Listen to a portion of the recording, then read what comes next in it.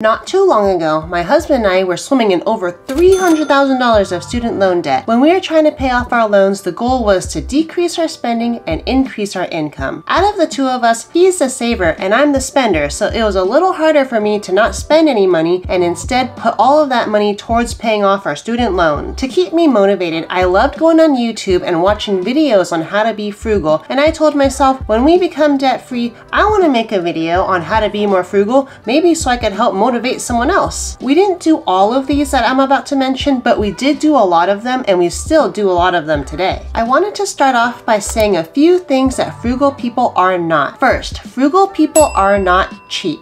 Being cheap is trying to find the lowest price even if the quality sucks. I like to think of cheap like the person that spends $5 on gas and an hour out of their day just to save $2. Being frugal means being smart with your money and still valuing your time. Frugal people spend money on things that are necessary after putting thought into it. A cheap person will pay for the lowest priced item even if they have to replace it later. A frugal person will buy a quality item even if it is more money up front because they know that it's going to last longer and they only have to pay for it once. This saves money over time and gives themselves and others a better experience. Also, frugal people are not stingy, which is different than being cheap. Being stingy just means being unwilling to spend any money. People who are stingy are not generous at all, where people that are cheap just go for the lowest priced item at all costs. I wanted to clear up that frugal people can still be generous. What a frugal person will do is they'll plan ahead for their generosity so it doesn't knock their money goals off track. A frugal person can be thrifty, but being thrifty and frugal are two different things. Thrifty people will make and repurpose things like reupholstering the furniture or like fixing something up because they really enjoy it or find it fun. Thrifty people will pay less attention to time, like they'll knit their own sweater even if it takes 50 hours. Whereas frugal people tend to think a little bit more about their money to time ratio and may choose to not do something thrifty. Being frugal versus cheap versus stingy versus thrifty, all of these save money, but it's all about the motivation behind the action. I made a little table here comparing the differences for quick reference. There's frugal, cheap, stingy, and thrifty. Frugal people also don't let their spending habits affect others negatively.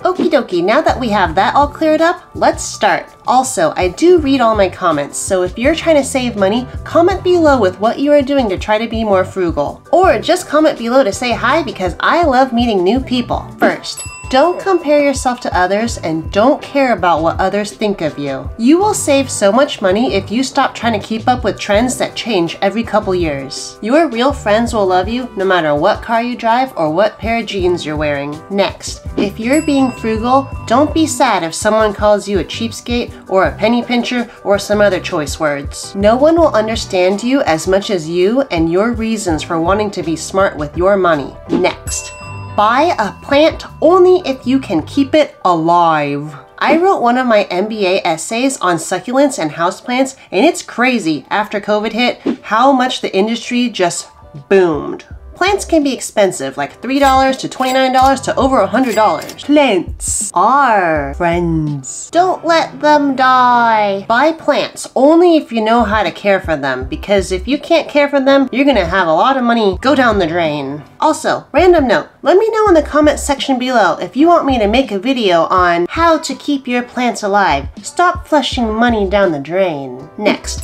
layer up or get a space heater in the winter instead of heating up the entire house. In the summer, turn up your air conditioning to 76 degrees or higher. Electricity can be so expensive even if you live in a little apartment. I live in Los Angeles, and when it's hot in the summer, I'm that girl that wears the neck fan. This is me during church.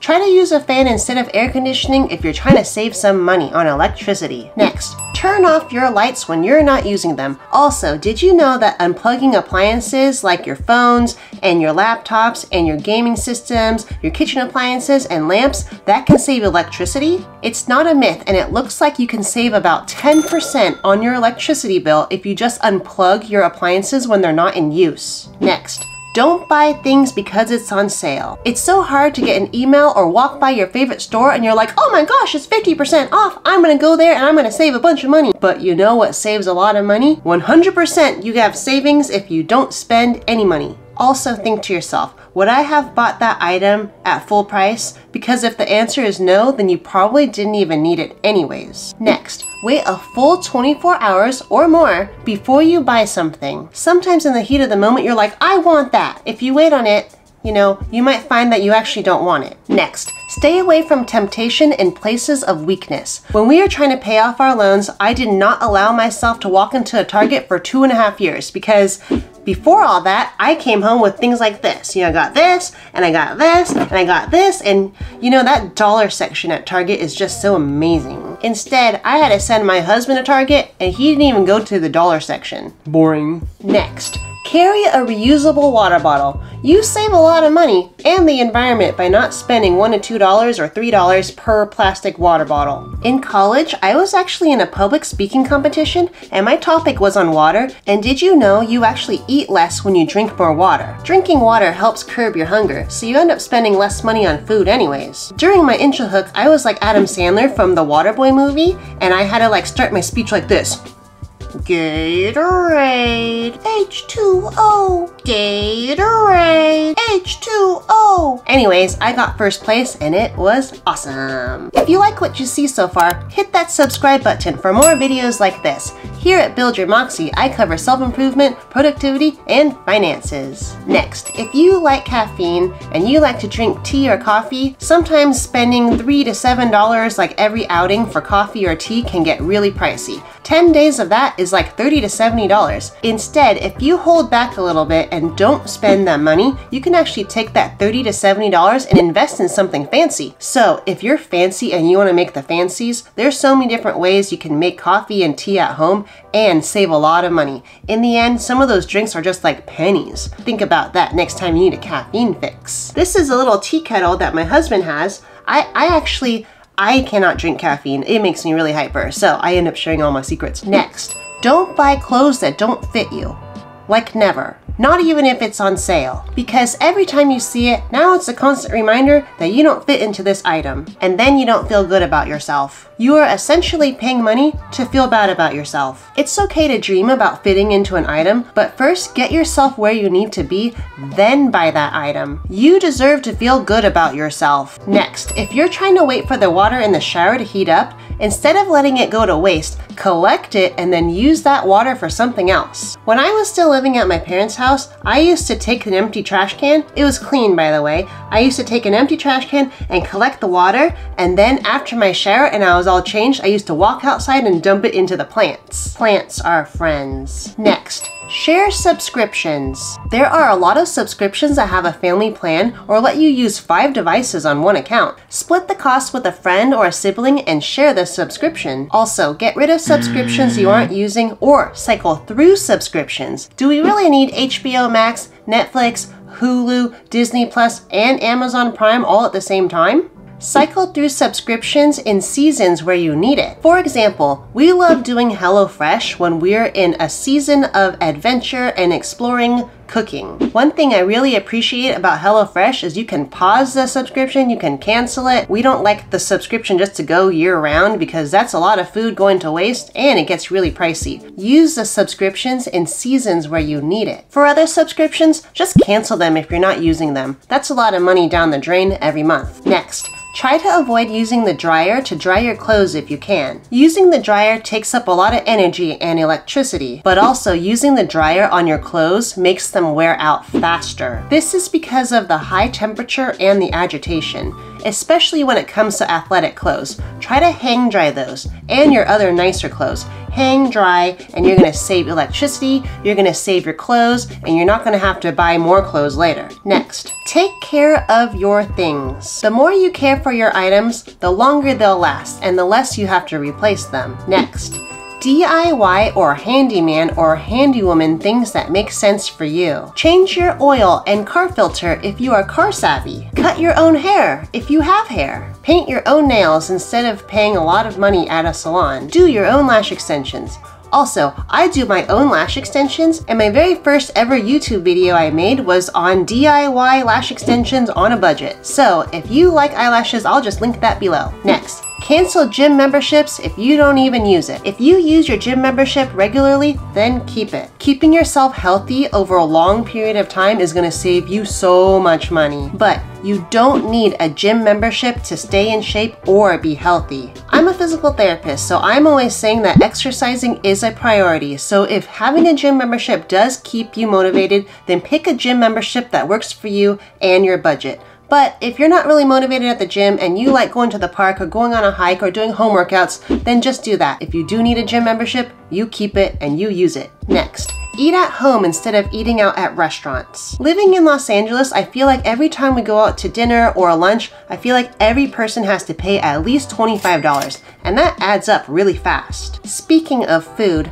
don't shop when hungry. When you're hungry, everything looks good, so you end up adding a lot more items into your cart. Try to eat a meal before you go shopping, or at least try to eat like an apple or something. That's gonna help curb your hunger so you don't spend as much when you get to the store. Next, meal plan ahead of time or use a grocery shopping list so you don't buy what you don't need. Have tunnel vision when you go to the store so you aren't gazing around. It's kind of like those racehorses that wear those blinders. They're always looking ahead of them so they're not getting distracted what's to the side or behind them. If the grocery store is an area of weakness, you can always do grocery pickup if your store has that. Next, when cooking, try to make double and eat leftovers. This saves you a lot of time and money. Don't do meal delivery services like Uber Eats, Postmates, or DoorDash if you are someone that can go and drive to the place yourself and pick up your own food. For a few months, we decided to try DoorDash because I've never done delivery services before. And for a while, it was really fun. But man, those subscription fees and the other fees and the tipping fees, like all of that really adds up after a while.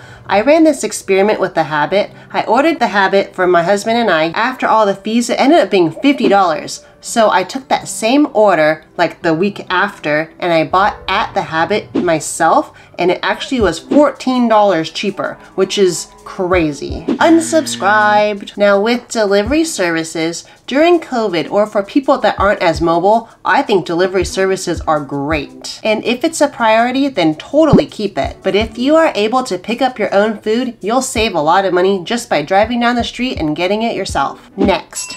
At restaurants, try to drink water only. Buying a non-alcoholic drink typically is $4, and then buying an alcoholic drink is like $7 to $16. No, thank you. For me, I rather just chew my calories and maybe order a Chipotle burrito instead. Next, don't buy food in bulk if you are a really small family because it can be really hard to finish it before it goes bad. Even though the cost per unit is cheaper, sometimes buying in bulk can actually make you spend more money. Next, if you are catching up with friends, a lot of times hangouts can revolve around food. Instead of going out to a restaurant, maybe just catch up over coffee or boba instead. Or spend time together and cook a meal at home instead of going out. Also, catching up doesn't always have to revolve around food. Sometimes going on a hike or a stroll or just walking downtown is really fun. If you are artistic in any way, make gifts for people. And I used to make a lot of soy candles for my friends and family for gifts. Sometimes making a gift can be more cost-friendly and it can often be more meaningful than a store-bought gift. Next,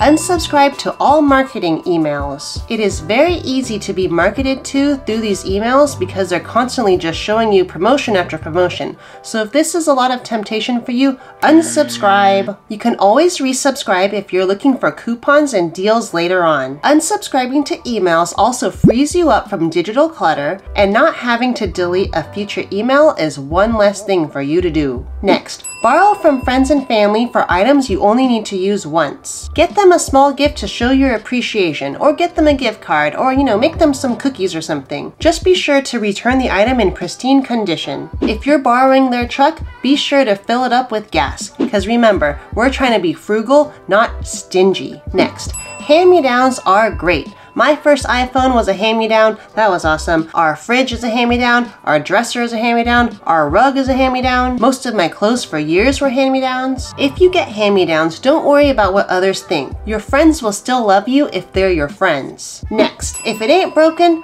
don't buy a new one. If your fan still blows, keep it. If your blender still spins, keep it. If your vacuum still sucks, keep it. Oh, and one more thing. Being frugal to save money and build wealth doesn't even matter if you don't have good money habits to begin with. If you are wondering what those habits are, take a look at this video right here.